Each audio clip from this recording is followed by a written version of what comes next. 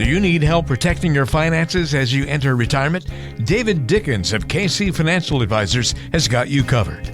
Welcome to the Cover Your Assets KC podcast. Well, hey there. Welcome to another edition of Cover Your Assets KC. Today's podcast is going to feature some listener questions as we open up the mailbag.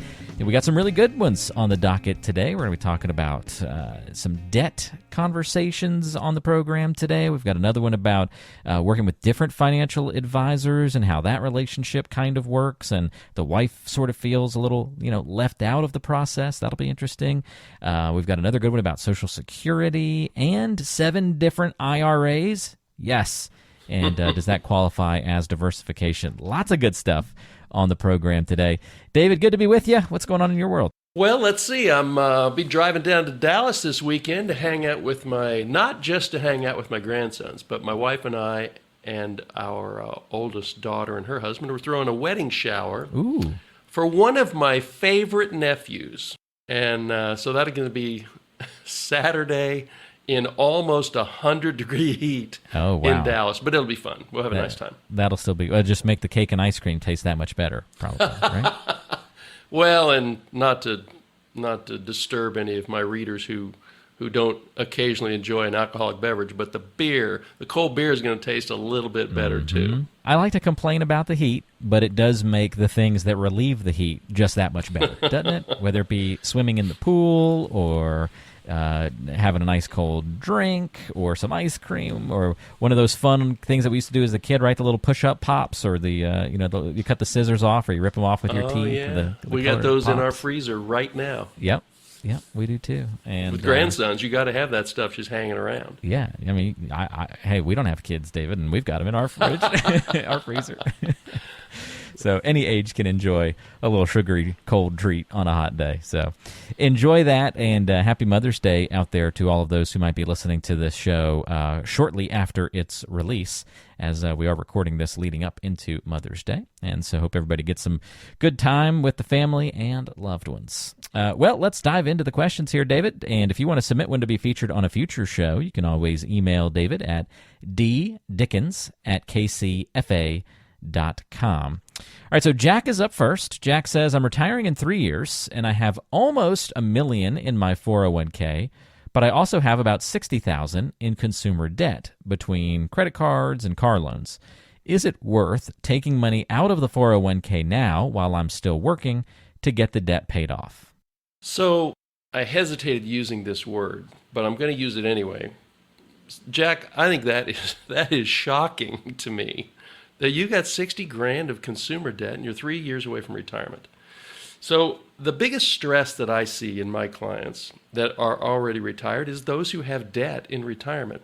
And we talked about good debt and bad debt. Mortgage debt, in my view, is most times fine debt. Automobile debt, not so good. And consumer debt is like rust for your plan. So, Jack, it is... I don't know you. I don't know your situation, but having $60,000 of consumer debt 3 years before retirement is silly. So here's what I think you should do about that. Car loan, it's probably okay, unless you just bought an $80,000 car and put $20,000 down in it, and so this is all consumer debt. Your car loan is probably fine unless you overspent for your car. But how much of this is credit card debt? There's really not much of a good reason to have credit card debt when you're 3 years out and you have $1 million 401k. So something doesn't make sense to me. And so here's what I do. First of all, I would not take money out of your 401k now while you're working, because that's going to be a taxable transaction, and you're going to be taxed on those dollars at your highest marginal tax bracket, which is probably not 10 or 12%. It's probably 22 or 24%. So I would not do that. But I would stop contributing. I'm assuming that you're contributing to that 401k. So whatever you're putting into that above your company match, I'd stop doing that. And I'd put that against my credit card debt. I would look for ways to cut my spending now to get rid of the credit card debt. And I'd pay that stuff off in the next 3 months, 6 months, 9 months, as fast as you can pay that credit card debt off. Even if you happen to be rolling these zero interest card loans, which cost you 3 or 4 or 5% up front. Anyway, the credit card debt has to go away before you retire. And you don't want to take it out of your 401k, but you can certainly reduce your contributions. Make sure, though, if your company offers a match, you're getting all of that match, and your excess contributions go toward reducing this credit card debt. Good luck, Jack. Congrats on your 401k, not so much about your credit card debt. So you got to reconcile those two sooner rather than later. It's sort of like you're on a yacht, Jack, and there's a hole in the yacht. And it's not going to sink you, but it's totally unnecessary for it to not be fixed and to take care of and fix the problem. Like it's just going to keep flooding the lower compartment and getting like, I don't know what the equivalent would be on a yacht. It's getting the guest bedroom carpet wet all the time. And you're constantly having to then pay money to replace that carpet in the guest bedroom of the yacht because that hole keeps causing water to come in there and damaging the carpet. It's just wasted, lost money that if you just took the effort to eliminate the hole, fix it, you'd be in good shape. Is that kind of a good visual, David? That's a beautiful analogy. Okay. I love it. I love it. Good. So yeah, that's what this sounds like to me, Jack. So get in there, get your elbows dirty, clean up that credit card debt at least, and be in better shape there for your retirement. Good question, though. Thanks for asking that one. If you've got questions for David, again, you can email him at ddickens@kcfa.com. If you ever want more information about David and the team, you can go to coveryourassetskc.com or just check the show notes of our program for ways to get in touch and for more information.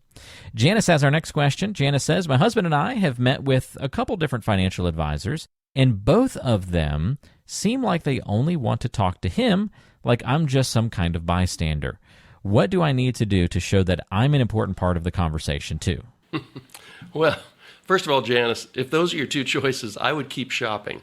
if you're shopping for an advisor. I mean, in Advisor School 101, what you realize is men do most of the talking, but the wives make the decision.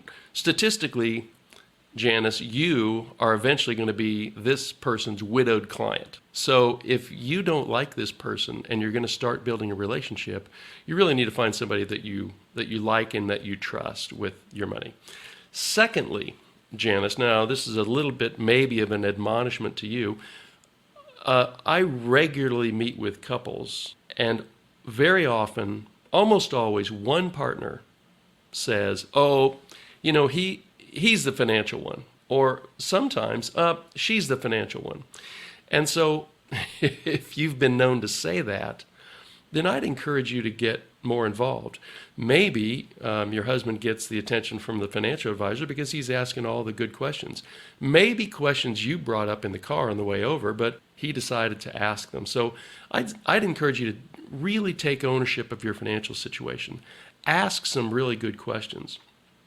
The one question that should always be forefront in your mind in these types of meetings is, or before these types of meetings is this: if you were widowed next month, what do you wish you had asked today? So don't be that person who is suddenly single, suddenly widowed, and go, oh my gosh, I wish I knew more about my finances. Janice, I'm not saying that's you, but I see that a lot, and it's not necessarily a gender thing. It can be, I have client couples where the male is totally disconnected. So I just encourage you to make sure that you are connected, that you're plugged into your financial situation, and then find an advisor who understands you guys as a couple.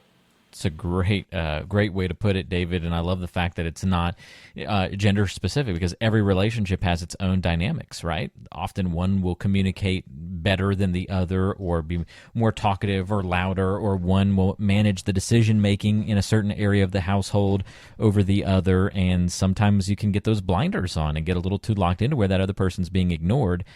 Just because you're not heading up the decision-making in a particular area doesn't mean your opinion and your influence doesn't matter. And so it's awesome that you as an advisor help recognize that and are cognizant of it. And it sounds like you're on the lookout for it when you meet with couples, David. Like you're trying to be aware of making sure when you're dealing with a couple that both get included in the process. Absolutely, because just because somebody is silent doesn't mean they don't have any opinions, they don't have any questions, or they don't have any sway in the decisions that are getting ready to be made. So if somebody's a little too quiet, I'll always ask an open-ended question. So in this case, Janice, do you agree with that?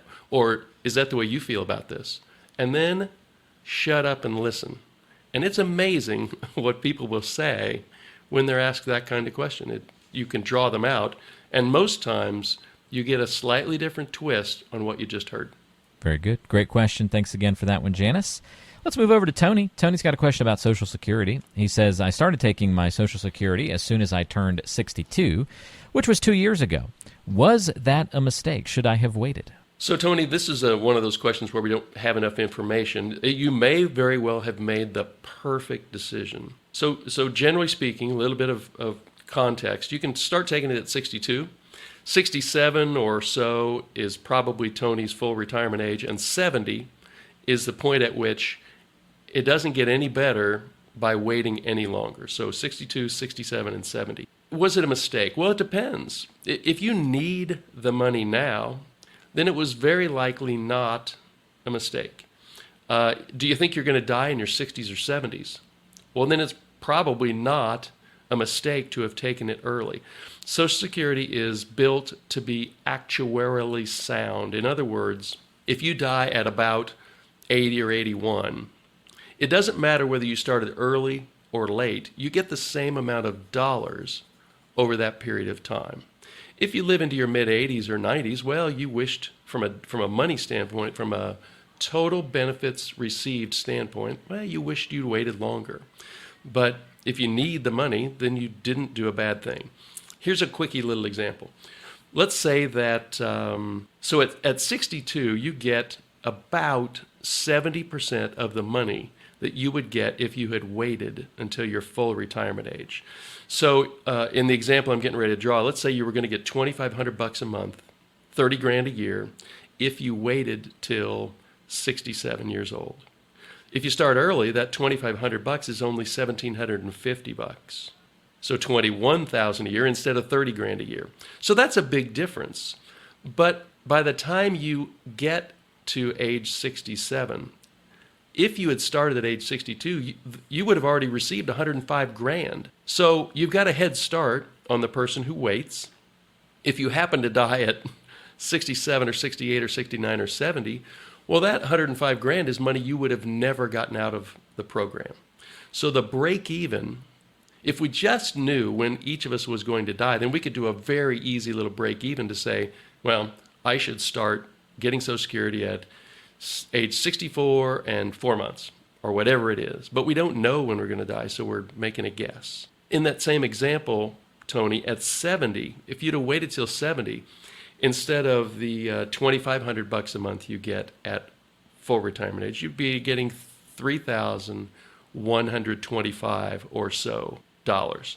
So there's a big difference between taking it early, taking it at your full retirement age, and waiting. But if you met any of those two early criterias, you need the money, or you think you might die before, let's call it, your late 70s, you probably made the right decision. Helpful, David, and another great question. Thank you for sending that one into us, Tony. And Social Security, we want to get that decision right, even if it's not the most important retirement planning decision you're ever going to make. Still a big piece of the puzzle. And for the vast majority of Americans, it's a big, big piece of their puzzle because the majority of Americans have either no or very little retirement savings. Now, the listeners to this podcast typically don't fall into that group. So you do have choices to make, and you just want to make sure that it fits your family situation and the situation that you've created for yourself with the amount of assets you've accumulated. It is a decision that needs to be actively made. And I mean, it's one of the few things you're going to have in your retirement plan that actually has a cost of living increase associated with it. So it is an important decision regardless of where you are on the spectrum. But it's a super important piece of a lot of Americans' retirement plans. Great points, David. All right, let's get to our last question here. This one is from AJ. AJ says, I have 7 different IRAs, all at different investment companies. It's gotten to be a lot to keep up with, I can imagine. But I like the idea of being diversified like this. Is this a good idea? I see this a lot with people that come in with their assets and they say, what do you think and what should I do? And it's the illusion of being diversified. So you have 7 different IRAs, likely at 7 different custodians. Let's say, the 4 common ones would be Vanguard, Fidelity, Schwab, and TD Ameritrade. And if we looked at each of those 7 portfolios, we probably see an S&P 500 fund, we see a small cap growth fund, we probably see a large cap growth fund, maybe an international fund. You're going to have dramatic overlap of the investments you have at each of those 7. So it's very unlikely, AJ, that you have any diversification going from one custodian to another. There's nothing unique about any of those custodians. They all do basically the exact same thing, and they have mutual funds and ETFs that effectively mirror each other. So you could have dramatic diversification, but have all your money at Vanguard or Fidelity or Schwab or TD Ameritrade. It's what you have inside of those IRAs that creates the diversification, not diversification between various custodians. So one little splinter fact from what I just said is, let's say that you happen to own an annuity, some type of annuity inside of your IRA. That likely does require a separate custodian. So that would be a good reason to have a second or maybe a third custodian, but not for your marketable investments. And then the last point is, AJ, once you get to be 72 years old and you have required minimum distributions out of these accounts, well, you're going to have 7 different balls to juggle when you're trying to figure out, do I have all of my required minimum distributions covered? And the penalty from the IRS for not taking a required distribution is a massive 50% penalty. So you'll have a self-imposed complexity to your retirement plan that you do not need and that is not creating diversification. It's just creating headaches that you will realize as you go forward. So I'd encourage you to look at those 7, figure out, how do I get that down to maybe one custodian with really good diversification inside of that custodian? And if you want an annuity or 2, that would be a reason to have a second and maybe a third custodian. Good luck with that, AJ, but I'd encourage you to not enter retirement with 7 different IRAs. Really good questions all throughout today's show. Man, I love it. Just clearing up misconceptions about, what does diversification really mean? And it can, there is diversification there. Like, you are spread out between different companies, right? So that's one angle of diversification, but not really what we're talking about when it comes to true investment diversification. But hey, someone who's not investing for a living and figuring out all this financial stuff all the time can easily fall victim to a misconception like that, just like the Social Security question and wondering if you did the right decision there. But also, you pointed out something that was great during Tony's question, and honestly, this would apply to anything we ever talk about here on this show. I think it's a great thing to highlight for a quick moment to end this week. If you're listening to this show, you very might well be in a very different category than the average person. And so much of what you might see on the internet or hear on the news is geared toward the average person, or maybe it's a nationwide takeaway. Whereas your locale, your region, your area, your city might put you in a different perspective. How much money you have saved for retirement could totally change the type of advice that you should follow. So that context is always really, really important to follow in any question that we talk about. And David, I feel like today's questions kind of struck at the heart of that a little bit, of remembering to keep that in mind. Yeah, I think so too. And it kind of takes me back to what we often, I've probably said this 2 or 3 times in the last year, is that, and I didn't make this up, but people spend more time planning their vacations than they do their retirement. So most of our listeners have worked really hard, or in the process of working hard, and putting away significant amounts of money for their own retirement. So don't take anything for granted. Get some, if you're not a super good, don't be a casual do-it-yourselfer. Either be a really good do-it-yourselfer, or get some help from somebody who does this all the time, and hopefully on a fiduciary basis, putting your interests ahead of theirs. But there are a lot of good ways to make a retirement work. But don't let circumstances just happen to you. Take control of it either as a super efficient do-it-yourselfer or get some really good help. Either way, retirement can be super cool. You can do lots of things that you've been looking forward to doing, but don't let details fall through the cracks, because a lot of the details of retirement planning aren't obvious. You're not taught those things in school, and a lot of times you don't pick them up along the way. Great questions again from our listeners. Thanks for sending those in. If you want to submit a question to David, you can do that by emailing him at ddickens@kcfa.com. If you'd like to come in for a complete planning review, a full look at your situation, and a review of where you stand right now in your retirement planning, what are the best ways to improve it going forward, you can set that up by calling 913-317-1414 or go to coveryourassetskc.com and contact us through the website. And we'll put all that contact info in the description of today's show, so it's easy for you to find. 913-317-1414 again is the number, or coveryourassetskc.com. Thanks for tackling these questions with us, David. Enjoyed listening to these listener questions and your responses. And on the next episode, we're going to turn it from the mailbag edition of the show to the statistics edition of the show, right? We are. And I learned a long time ago, if you torture statistics long enough, they'll tell you anything that you want to hear. So we're going to unpack a few of those next week, and hopefully it'll be pretty interesting. There you go. That's fantastic. Can't wait for that. Come back and join us again on another edition of the Cover Your Assets KC podcast. Investment advisory services offered through ChangePath LLC, a registered investment advisor. ChangePath LLC and KC Financial Advisors are separate companies.